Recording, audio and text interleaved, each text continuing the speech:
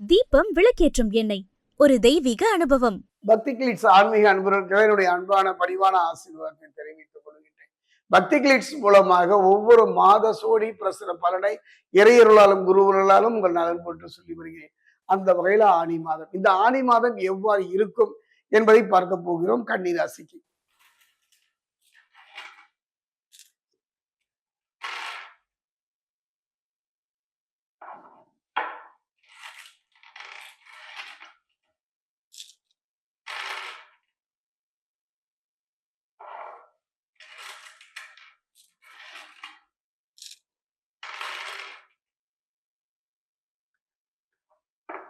கன்னிராசி அன்பர்களை ஒவ்வொரு மாதமும் நாம் சோடி பிரசனம் பார்த்துதான் வருகின்றோம். பிரச்சனைகள் தீர்ந்தன, அந்த பிரச்சனைக்கான முடிவுகளை நாம் சந்தித்தோமா என்றால் ஒரு கேள்விக்குறிதான்.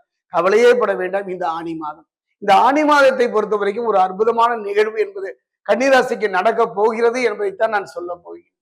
தெய்வ பலம், தெய்வ பலம், 3 பலமும் குறைந்து கலகின்ற ஒரு காலம் கடந்த காலம். இந்த கையில ஒரு நிகழ்வு, இந்த நிகழ்வு எப்படி இருக்கு என்பதைத்தான் நான் இப்ப சோழி பிரசனம் சொல்ல போறேன். உங்களுடைய ராசிநாதன் யாருன்னு பார்த்தா புதன். அற்புதங்க. ஒரு ராசிநாதனை வைத்தே அவர்களுக்கு உங்கள் குணநலங்களை சொல்லிவிடலாம். நல்ல மாற்றங்கள், நல்ல முன்னேற்றங்கள், ஆனா எல்லாமே பின்னோக்கி தான் வருகின்றது. அப்படிப்பட்ட ஒரு சூழ்நிலை ராசிநாதன் புதனை கொண்ட கன்னிராசி அன்பர்களே, அருமையான சந்தர்ப்பம். திறமை இருந்தும் அதை வெளிக்காட்ட முடியாத ஒரு நிலை இருந்தவங்களுக்கு எல்லாம் ஒரு நல்ல வாய்ப்பை தரப்போகின்றார் புதன். ராசிநாதன் புதன் 10ல ஆட்சி பெறுகின்ற ஒரு அற்புதமான தருணம். 10ல் நின்ற குரு 11ஆம் இடத்துல உச்சம் பெறுகின்றார். அதே நேரம் காரிய தடை என்று விடுகிறார். தொழில, வாழ்க்கையில, குடும்பத்துல அந்த தடைகள் நீங்குகின்ற ஒரு நல்ல சந்தர்ப்பம் இந்த மாதத்தில் அமையும். அதே நேரத்துல தாமதம், எதிலுமே ஒரு தாமதம் செய்வோம், முயற்சி இப்போ விறுவிறுன்னு நடத்துவோம், ஆனா அது ஏதோ ஒரு தாமதம், நாளைக்கு பார்த்துக்கலாம், அப்புறம் பார்த்துக்கலாம் என்று ஒரு நிலை ஏற்படும். அந்த நிலை மாறுபடும். ஒரு மனிதனுடைய வாழ்க்கையில தாமதம் மட்டும் இருக்கவே கூடாது. அந்தண்டைய பிரச்சனைகளை அன்றண்டிலே செய்து முடிப்பவன் வெற்றுமே வெற்றியை நோக்கி நகர்கின்றான். அந்த தாமதம் தடையும், அதனாலதான் சொல்லுவாங்க தடை தாமதம் என்பார்கள். அந்த தடை தாமதம் தொழில, வாழ்க்கையில இருந்த நிலை மாறும். அதே நேரத்துல பாத்தீங்கன்னா குறிப்பா சொல்லப்பட்ட தடைப்பட்ட காரியங்கள் நிறைவேறுகின்ற ஒரு நல்ல காலமும் இந்த மாதம். சுப நிகழ்வுகளும் ஏற்படும். அதே நேரத்துல தைரியம். இழந்து விட்டோம், எத்தனை போராடி விட்டோம், எத்தனை ஏமாற்றங்களை சந்தித்து விட்டோம், யாரை நம்புவது, யாரை நம்பாமல் போவது என்றெல்லாம் கலங்கித்தானே போனீர்கள். அந்த நிலை மாறுகின்ற ஒரு நல்ல சந்தர்ப்ப சூழ்நிலை, தைரியமும் தன்னம்பிக்கையும் பிறக்கும். அதாவது கிரகங்களை பொறுத்த வரைக்கும் நல்ல அனுகூலமான திசையில இந்த மாதம் சஞ்சரிக்கின்றன. குறிப்பா பார்த்தோம்னா சப்தமஸ்தானமாகிய மீனராசியில சனி, அஷ்டமஸ்தானத்துல செவ்வாயும் நிலை கொண்டு உள்ளதுனால கொஞ்சம் கவனமா இருக்கும். அங்க அவங்க இருந்தாலும் கூட இங்க நீங்க கவனமாக இருந்து விடுவதே சிறப்பு. அதே நேரத்துல பாத்தீங்கன்னா நல்ல தசா புத்திகள், சுபபலம் பெற்றிருப்பின் பொருளாதார நிலை செய்து கொள்ள முடியும். ஜோதிடம் மட்டுமே இல்லை, ஒரு மனிதனுடைய தசா புத்தி எவ்வாறு இருக்கும் என்பதை நீங்க அப்பப்போ பார்த்துக்கணுங்க. ஒரு ஜோதிடரை நம்ம பார்க்கிறோம், கேட்கிறோம், பார்த்து நம்ம பற்றி இப்படித்தானா இவ்வளவு தானா என்று நினைப்பதை விட என்ன தசை நடக்குது, அது என்ன புத்தி நாம நடக்குது, அது முதல்ல தெரிஞ்சு வச்சுங்க. இதை தெரியாமல் ஜோதிடம் பார்ப்பதோ கேட்பதோ எந்த விழா பலனும் தர. இன்னைக்கு இருந்தாலும் முயற்சி பண்ணுங்களேன். உங்க ஜாதகத்தை எடுத்துங்க. இப்ப என்ன தசை நடக்குது, ராகு திசையா, என்ன புத்தி நடக்குது, சரி திசையா, என்ன நடக்குது என்பதை கொஞ்சம் தெரிந்து வைத்துக் கொள்வது. இப்ப சோடி பிரசனம்லாம் பார்க்கும்போது அந்த தசையும் நீ தெரிஞ்சு வச்சுக்கிறது சிறப்பு. அது நமக்கு மிகப்பெரிய ஒரு இருட்டிலை நடப்பவனுக்கு ஒரு கை விளக்கு போலதான் இருக்கும்.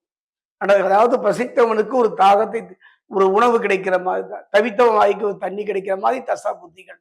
அது நல்லா இருக்கிறதா பார்த்துக்கணும். நீங்க முதல்ல உனக்கு நம்பிக்கை இருக்கோ இல்லையோ, நம் பிள்ளைகளுடைய இந்த பையனுக்கு இன்னைக்கு தசை நடக்குதுங்க, என்ன புத்தி இருக்கு, என் மனைவிக்கு என்ன தசை, என்ன புத்தி இருக்கு, எனக்கு இந்த தசை நடக்குது, என்ன புத்தி, கொஞ்சம் தெரிஞ்சு வைக்கிறது தப்பு. ராகு திசையா, சரி திசையா, குரு திசையா, சுக்கிர தசை, என்ன தசை நடக்குது என்பதை நீங்கள் கொஞ்சம் இது வரைக்கும் இல்லாட்ட கூட கொஞ்சம் கொஞ்சம் கவனம் எடுத்துக்கொள்ளுங்கள்.